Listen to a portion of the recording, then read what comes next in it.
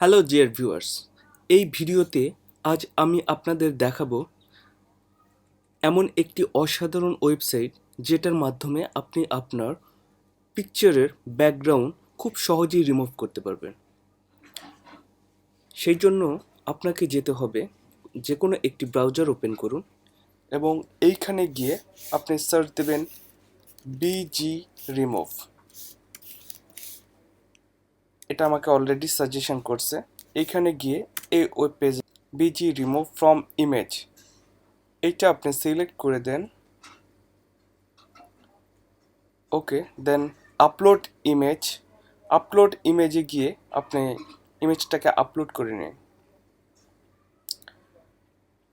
আপনি যে কোনো ছবির ব্যাকগ্রাউন্ড রিমুভ করতে পারেন। আমি এই ছবিটা সিলেক্ট করলাম, ওপেন করলাম।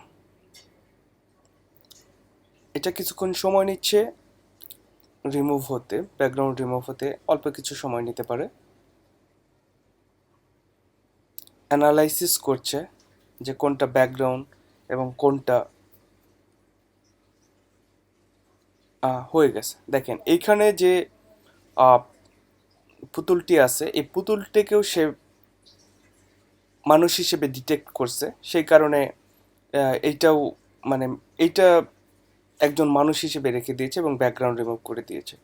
আপনি এটাও ইজিলি করতে পারবেন। এটা যদি আসলে পুতুল না হয়ে অন্য কিছু হইতো তাহলে এটা অটোমেটিক রিমুভ হয়ে যেত। আমি আপনাকে দেখাচ্ছি কিভাবে আপনি জাস্ট এটাও রিমুভ করবেন। আপনি পুরোটুকু জাস্ট সিলেক্ট করে দেন, সুন্দরভাবে জাস্ট সিলেক্ট করলে অটোমেটিক ও অ্যানালাইসিস করে নেবে যে এটা আমি ডিলিট করতে চাচ্ছি। এটা অটোমেটিক ডিলিট হয়ে যাবে। এই যে এখন আপনি যদি চান যে এই পিকচারের আপনি কিছু মডিফাই করতে চান, ব্যাকগ্রাউন্ডে কিছু রাখতে চান, সেই জন্য আপনাকে যেতে হবে যেখানে ব্যাকগ্রাউন্ড থেকে আপনি যদি ছবি একটু ব্লার টাইপ করতে চান, এই যে ব্লার জাস্ট সিলেক্ট করে দেন, এটা ব্লার হয়ে যাবে।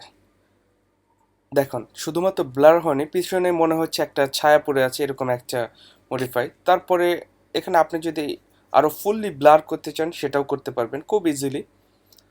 দেন আপনি যদি আরোভাবে ব্যাকগ্রাউন্ডের পিছনে অন্য কোনো ব্যাকগ্রাউন্ড রাখতে চান, জাস্ট আপনি সিলেক্ট করেন এবং ব্লার, এই যে এখানে ব্লার হয়ে আছে, আমি এখানে ব্লারটা করে দিলাম।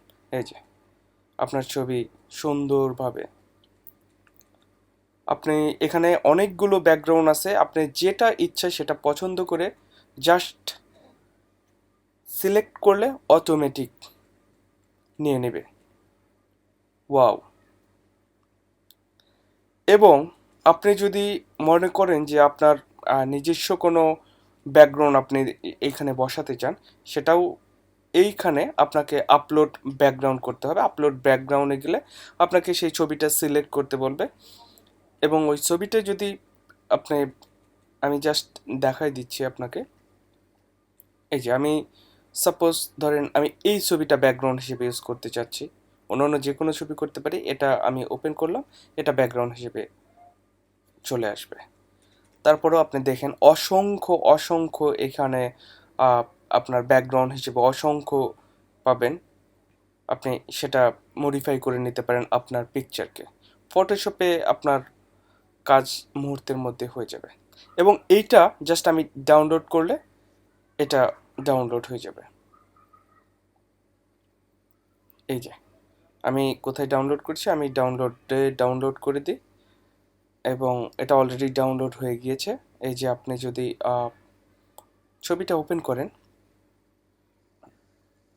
আর আপনার পিকচার ওপেন হয়ে গিয়েছে।